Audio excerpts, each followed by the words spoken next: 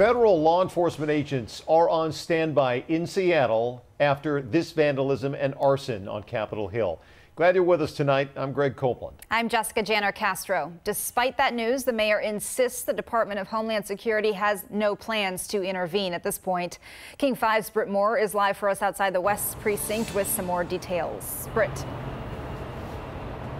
Yeah, Jessica, Greg, just 30 minutes ago, the mayor tweeted out that despite her conversation with the acting secretary of Homeland Security saying DHS had no plans to send federal officers into Seattle, there are now federal agents on standby just to see what happens here later this weekend. This is an ongoing situation, lots of back and forth as people wait to see what happens. Mayor Durkan and Governor Inslee both say a federal tactical team is not needed to calm protests and protect federal buildings in Seattle. The New York Times is reporting that the Trump administration is on a different page and has deployed officers to be on standby outside of the city ahead of expected weekend protests. The federal response team is similar to those currently in Portland, where city leaders also said federal officers were not needed. Earlier today, Governor Inslee said the same is true for Seattle. The federal government needs not to inflame this situation. We all want to have peace, and we want peaceful protests, which are legitimate and important in this moment. But we don't want to see things that would make the thing worse and throw gasoline on a fire. In response to questions about whether or not federal agents are headed to the city, a statement from the mayor's office says the mayor spoke with acting DHS Secretary Chad Wolf this afternoon. Acting Secretary Wolf committed to notifying the mayor and Chief Best if DHS were to increase their personnel in Seattle. Retired General Barry McCaffrey says he thinks it's all a political stunt. The feds are already here. Marshal Service, FBI, DEA. They work in great harmony with the Seattle Police Department and the King County Sheriff's Department.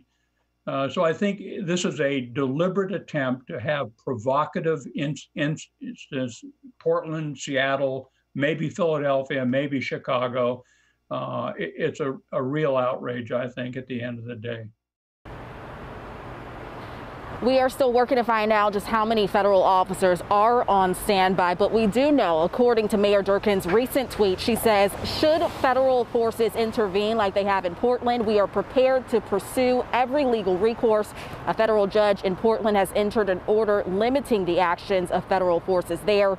We are prepared to seek the same relief if necessary. Again, we are just here at the West Precinct monitoring what happens here. You can see a few barricades behind me. We will keep you posted on how things play out. For now, we are live in Seattle tonight. Britt Moore, King 5 News.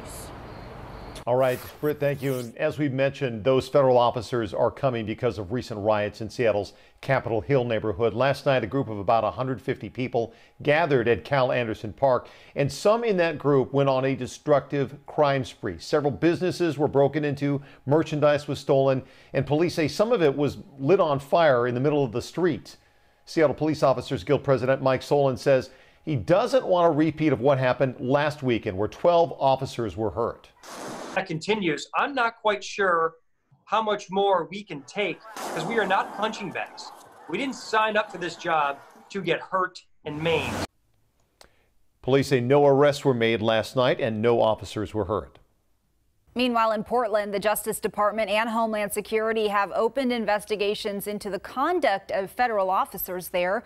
Last night, Portland's Mayor Ted Wheeler joined protesters. He was hit with tear gas deployed by those federal officers. It is an unconstitutional occupation.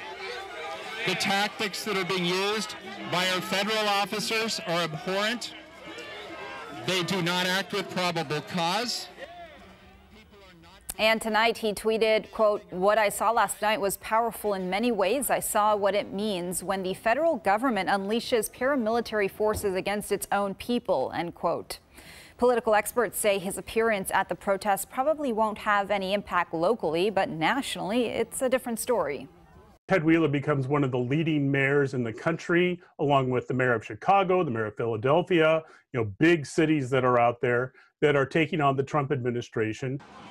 Today, a federal judge temporarily banned federal officers in Portland from arresting journalists, lawyers, or other legal observers until they're committing a crime.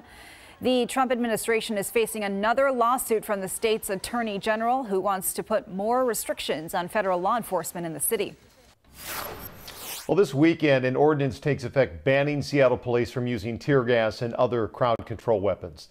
The city council passed it earlier this summer after violent clashes between police and protesters. Police Chief Carmen Best tried to block the ordinance, arguing that she needed more time to retrain her officers. Now, in a letter to the city council tonight, Best said she is concerned about weekend protests after last night's destruction, saying, quote, "If I am not allowed to lawfully equip officers with the tools they have been trained to use to protect the community and themselves, it would be reckless to have them confront this level of violence."